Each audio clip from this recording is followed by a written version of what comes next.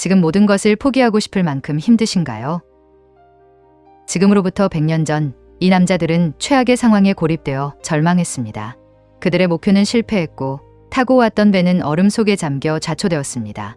영하 50도의 남극 유빙 위. 그들은 수천 킬로미터를 표류했고 돌아갈 배도 없었습니다. 구조는 불가능했으며 죽음만이 기다리는 절망적 상황이었지만 하지만 그들은 단 한 명도 빠짐없이 모두 살아서 집으로 돌아갈 수 있었습니다. 전원이 살아 돌아갈 수 있었던 것은 단순한 행운이나 희망을 넘어선 한 사람의 확고한 의지가 있었기 때문입니다. 1914년 8월 탐험가 어니스트 세클턴은 남극 대륙 횡단이라는 위대한 목표를 가지고 런던을 출항했습니다. 그의 배는 인듀어런스호였고 이름처럼 인내심을 시험받을 운명이었습니다. 그는 남극에서 가장 가까운 영국령 사우스 조지아 섬을 전초기지로 삼았고 그곳에서 남극으로 향했습니다. 하지만 희망은 곧 절망으로 바뀌었습니다. 1915년 1월 19일 남극의 웨들해. 남극의 바다는 떠다니는 유빙 때문에 해로가 언제 바뀔지 알 수 없었습니다. 인듀어런스호는 예상치 못한 두꺼운 유빙 속에 완전히 갇히고 말았습니다. 리더였던 세클턴을 포함한 28명의 선원 전원과 그들의 유일한 생존 수단이었던 배 인듀어런스호는 남극의 유빙들 사이에 갇혀 배를 조정할 수 없는 채로 306일, 무려 10개월이 넘는 기간 동안 표류하였습니다. 10개월간의 표류 끝에 1915년 10월 27일 세클턴은 더 이상 배를 살릴 수 없음을 인정했습니다. 그는 대원들에게 배를 포기하고 유빙 위로 대피하라고 명령했습니다.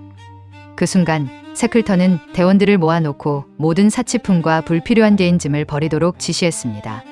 생존을 위해 무게를 줄이는 것이 최우선이었기 때문에 식량을 제외한 개인 소지품, 장신구, 심지어 성경까지도 버려야 했습니다. 그러나 그는 한 가지 예외를 두었습니다. 바로 공식 사진작가 프랭크 헐리의 필름 기록이었습니다. 세클턴은 헐리에게 가장 중요한 120장의 유리 필름만을 남기고 나머지는 깨뜨려 버리도록 했습니다. 이는 개인의 삶보다 역사를, 사치품보다 기록의 가치를 우선시한 리더의 고결한 결단이었습니다. 남극 횡단이라는 위대한 꿈은 그렇게 눈앞에서 완전히 산산조각 났습니다. 그리고 25일 후인 11월 21일 대원들이 유빙 위에서 지켜보는 가운데 그들이 의지했던 유일한 집이었던 인듀어런스호는 유빙의 엄청난 압력을 더 이상 견디지 못하고 결국 굉음을 내며 선체가 부서지기 시작했고 배는 색이 찬 물들에 깊은 바다속으로 침몰했습니다. 그 순간 그들은 세상에 홀로 남겨졌다는 극한의 위기감과 마주했습니다. 이제 남은 것은 오직 생존을 향한 처절한 몸부림뿐이었습니다. 세클턴은 곧바로 움직였습니다. 이제 28명의 남자들은 지도상의 어떤 지점에도 속하지 않는 유빙 위에서의 기약 없는 생존을 시작합니다. 배를 잃은 28명의 남자들은 유빙 위에서 표류하며 살아야 했습니다. 그들은 임시 거처를 인내 캠프라 불렀습니다. 이 캠프는 문자 그대로 기약 없는 구조를 인내해야 하는 절망적인 공간이었습니다. 이들의 생존을 위협한 것은 추위나 배고픔만이 아니었습니다. 정신적인 붕괴와 절망으로 인한 무기력이 가장 큰 적이었습니다. 세클턴은 이것이 리더로서 자신이 해결해야 할 가장 중요한 문제임을 알고 있었습니다. 세클턴은 대원들이 생활 습관을 잃지 않도록 엄격하게 관리했습니다. 극한의 환경 속에서도 그는 매일 아침 깨끗한 옷으로 갈아입고 대원들에게도 면도를 독려했습니다. 환경이 아무리 비참해도 인간으로서의 품위를 포기해서는 안 된다는 신념이었습니다. 그는 심지어 대원들에게 책을 읽어주고 즉흥 연극을 시키고 생일 파티를 열어주었습니다. 세클턴은 희망을 갖도록 강요하는 대신 정신이 붕괴될 틈을 주지 않는 방식으로 대원들을 관리했습니다. 리더의 역할은 단순히 식량을 공평하게 분배하는 것만이 아니었습니다.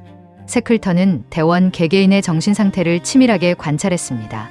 그는 가장 우울해하거나 혹은 다른 대원들과 갈등을 일으킬 조짐이 보이는 대원들을 항상 자신의 곁에 두었습니다.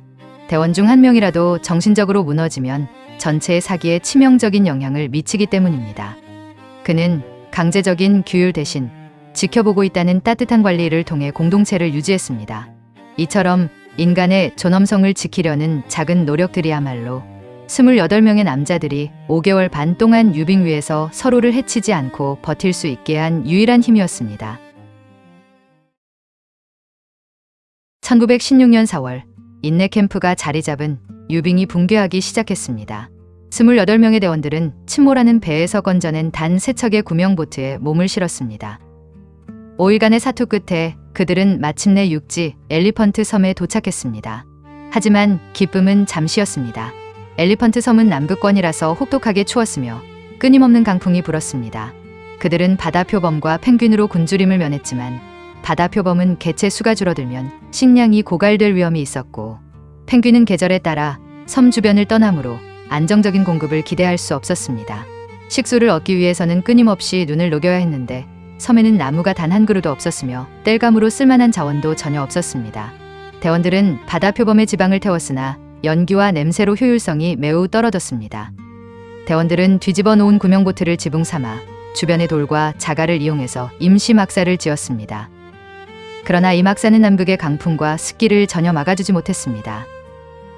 섬은 상업 항로에서 완전히 벗어나 있어서 구조를 기다리다가는 괴혈병이나 저체온증으로 사망하거나 굶어 죽을 수밖에 없는 절망의 섬이었습니다. 세클턴은 냉철하게 결단했습니다.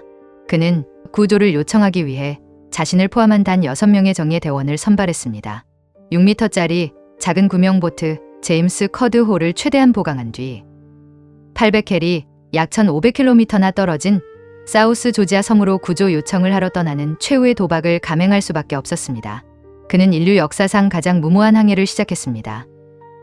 16일간의 사투, 이 항해는 당시 기술로는 불가능에 가까운 임무였습니다. 그들은 남극권의 맹렬한 폭풍과 18m 높이의 집채만한 파도와 싸워야 했습니다. 배 위는 끊임없이 얼음으로 뒤덮였고 손발이 마비되는 극한 속에서도 별자리로 방향을 찾는 천문항해를 시도해야 했습니다.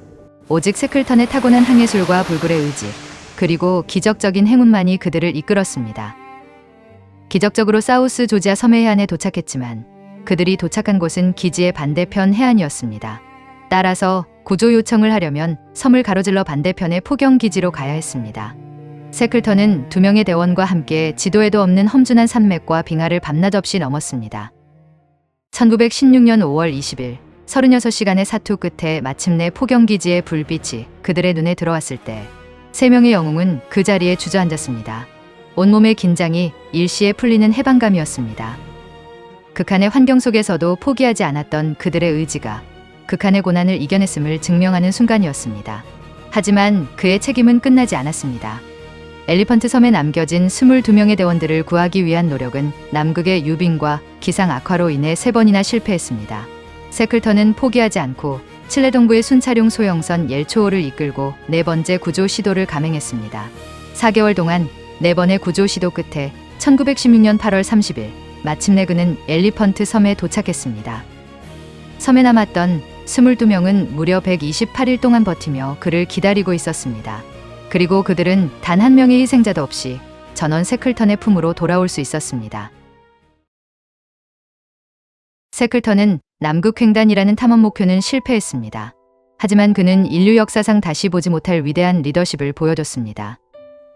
극한의 고난 속에서 존엄성을 잃지 않는 방법을 가르쳤고 리더의 책임감이 무엇인지를 단 한 명도 포기하지 않음으로써 증명했습니다. 그의 탐험은 실패했지만 그의 리더십은 인류의 역사에서 가장 위대한 성공으로 기록되었습니다. 당신의 삶이 가장 혹독한 얼음에 갇혀 있을 때 세클턴의 정신을 기억하십시오.